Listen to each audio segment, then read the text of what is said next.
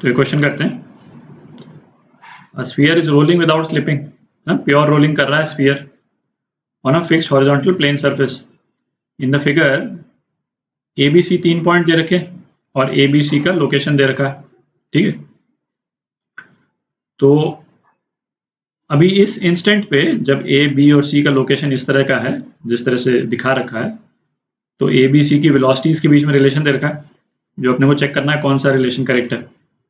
अच्छा, pure rolling का concept जब अपन डिस्कस कर रहे थे तो उस कंटेक्स्ट में अपन ने देखा था कि कोई भी बॉडी यदि ट्रांसलेशनल और रोटेशनल मोशन यदि एक साथ करे, ठीक है, जैसे ये बॉडी है तो ट्रांसलेशनल मोशन कर रही है और सपोज इसका सेंटर ऑफ मास की वेलोसिटी जो है लीनियर वेलोसिटी ये है, पॉइंट बी तो रोटेट कर नहीं रहा, उसकी वेलोसिटी ऑफ सेंटर ऑफ मास ये है, और ये स्फीयर जो है रोटेट कर रहा है, एंगुलर स्पीड ओमेगा से रोटेट कर रहा है।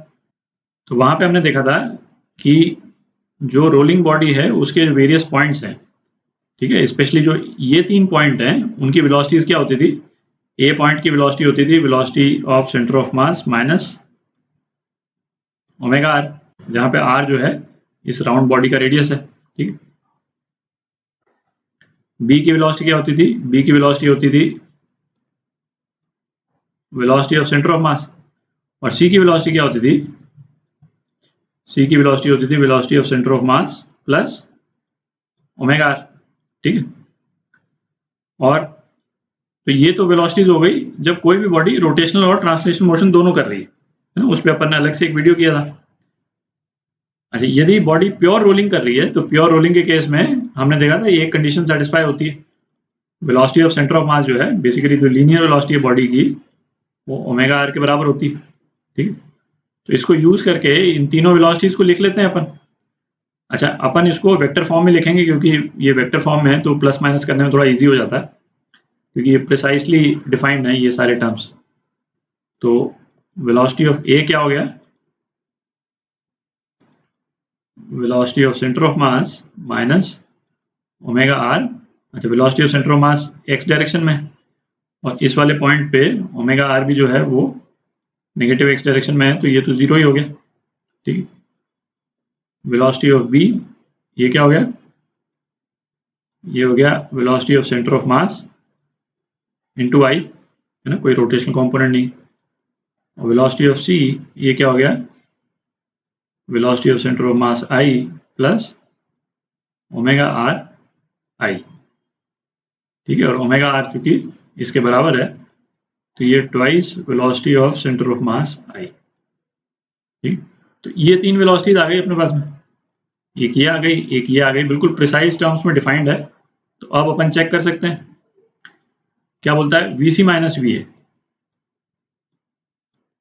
VC माइनस VA ये क्या है, VC माइनस VA जो है 2VCOMI है, ठीक है। अच्छा, और twice of VB minus VC, twice of VB minus VC ये कितना हो जाएगा, twice of VB minus VC, है ना। तो ये ध्यान रखें VB पहले आ रहा है, VC बाद में आ रहा है, तो ये आ जाएगा आपका minus twice VCOMI, B minus C है।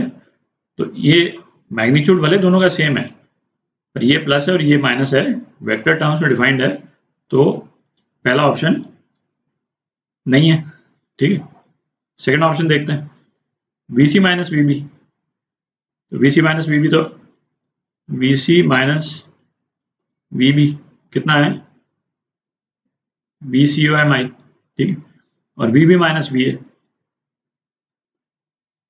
VB माइनस VA ये कितना है, ये भी VCOMI है ना, VB माइनस VA।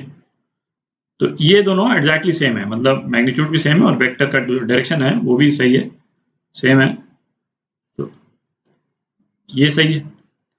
अच्छा, अब मैग्नीट्यूड की बात कर रहा है, तो VC minus VA is equal to twice VB minus VC, इसका मैग्नीट्यूड, तो मैग्नीट्यूड तो सेम है ही, इसका यदि अपन मैग्नीट्यूड ले लें, है ना, तो ये माइनस तो इरेलेवेंट हो जाएगा, तो मैग्नीट्यूड सेम है, तो सी पार्ट ये करेक्ट है। अच्छा, VC minus VA, VC minus VA is equal to 4VB, है ना, ये तो दिख ही रहा है बिल्कुल गलत है, है ना, वीसी माइनस वी कितना हो जाएगा, और मैग्नीट्यूड बोल रहा है तो twice velocity of centre of मास ना, ए चूंकि 0 है और वी बी का 4 टाइम्स, तो ये तो 4 times v centre of mass हो जाएगा, तो ये गलत है। तो दो ऑप्शन करेक्ट हैं आपके, बी और सी। ठीक है।